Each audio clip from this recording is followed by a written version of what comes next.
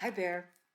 We talked about books yesterday, and I was so excited. It was like the best day of my week. And you said you thought it sounded like fun to read this one called Insignificant Events in the Life of a Cactus. So we're going to get started on this one. I actually already read the first couple chapters. This is really fun. It's a cool book. It's very interesting too. But I do have to tell you that outside my windows, it's thundering and lightning again. It's so unusual in the desert. So if all of a sudden I go, it's because there was a big bolt of lightning outside my window. Okay, there aren't really any pictures, so I'm just going to read, okay? When I was little, a kid pointed out at me on the playground and shouted. Her arms fell off, then ran away screaming in terror to his mom, who had to cuddle him on her lap and rub his head for like 10 minutes to get him to calm down. I think up until then, I hadn't thought about the idea that my arms must have actually fallen off at some point in my life. I had never really thought about not having arms at all. My missing arms weren't an issue for me or my parents. I never once heard either one of them say, "Oh no, Avon can't possibly do that because that's only for armed people." Or poor Avon is so helpless without arms. Or maybe Eve Avon can do that one day, if she ever grows some arms. They always said things like, "You'll have to do this differently from other people, but you can manage." And I know this is challenging. Keep trying. And you're capable of anything, Avon. Can you imagine having no arms? Think about all the things you'd have to do differently. I'd never realized just how different I was until the day that horrible kid shouted about my arms having fallen off. For the first time, I found myself aware of my total armlessness. And I guess I felt like I was sort of naked all of a sudden. So I, too, ran to my mom, and she scooped me up and carried me away from the park, allowing my tears and snot to soak all over her sweater. As she drove us home that day, I sat whimpering in my car seat and asked her what had happened to my arms and why had they fallen off.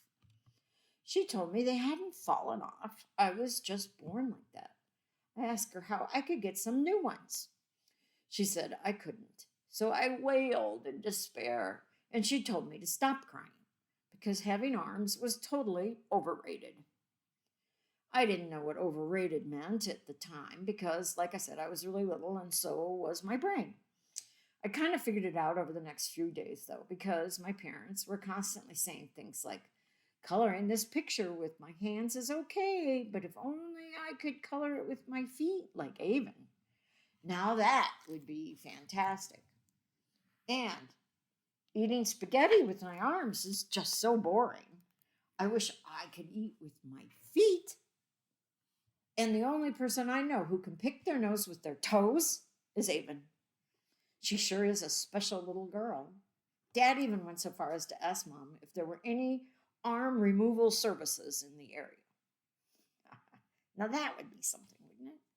Growing up, I could do most everything everyone else with arms could do: eating cereal, brushing my teeth and hair, getting dressed, and yes, even wiping my own bottom.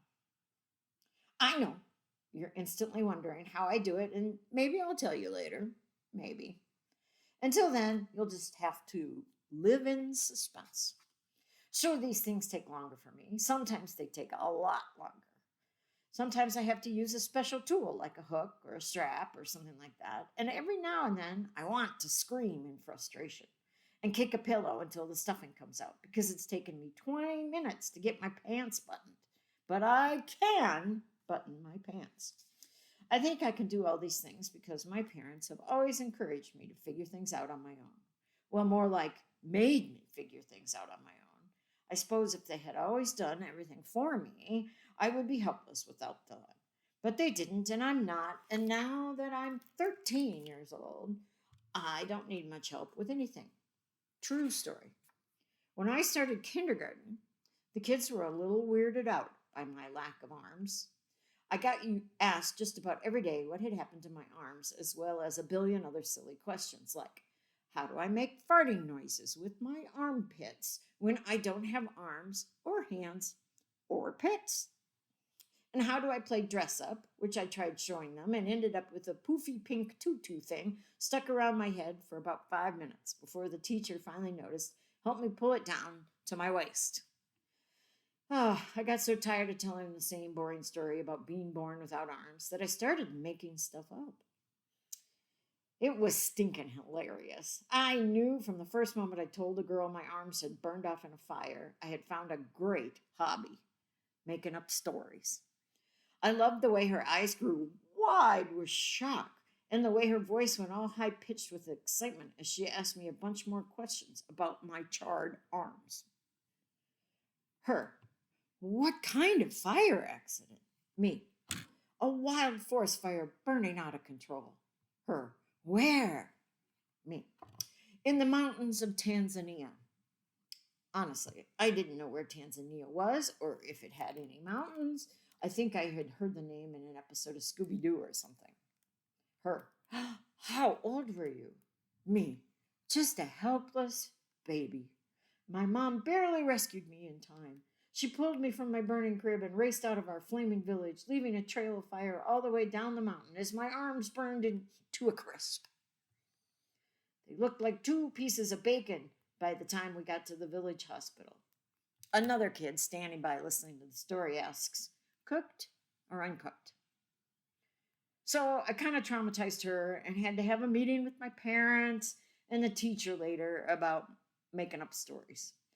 My parents squinted their eyes, pursed their lips, and nodded their heads as the teacher told them.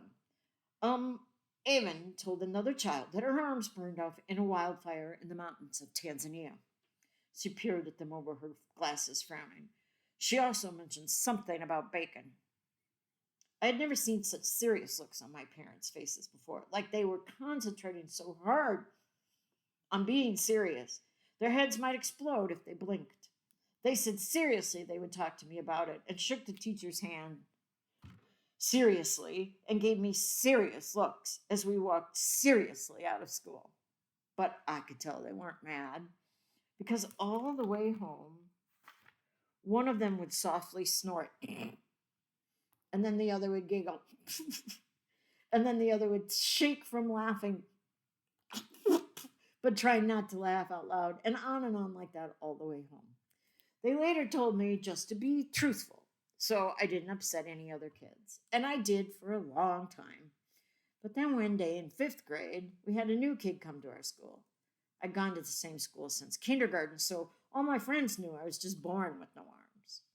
When I sat down at lunch with this kid, he said, "Whoa, what happened to your arms?" All my friends were looking at me, and what can I say? It exploded out of me like an overfilled water balloon. I told him this crazy story about how I had rescued a puppy that had been tied to the train tracks just in time before a train nearly ran it over, just in time for the puppy, but not for my poor flattened arms. You should have seen the look on this kid's face. Priceless. My best friend Emily burst out laughing, and my friend Kayla spit chocolate milk across the table, and the new kid realized it was a joke and started laughing too.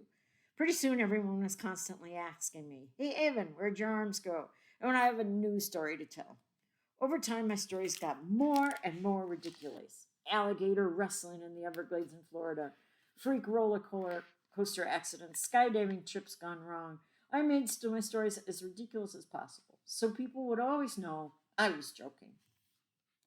I grew up with those kids. I never felt out of place or anything like that. My armlessness wasn't strange or weird to them, because like I said, I'd always gone to the same school. I never imagined my parents would make me leave. I never thought they would make me move all the way to Arizona and go to a new school right after starting 8th grade. Then again, I never imagined I would save the Old West, perform for an audience in the desert, and solve a mystery. You'd be surprised at all I'm capable of, even without arms. All right, that's chapter 1. I think that was pretty fun. Okay, I will read maybe 2 chapters next time. So I will put the title on this video as Chapter 1. See you later.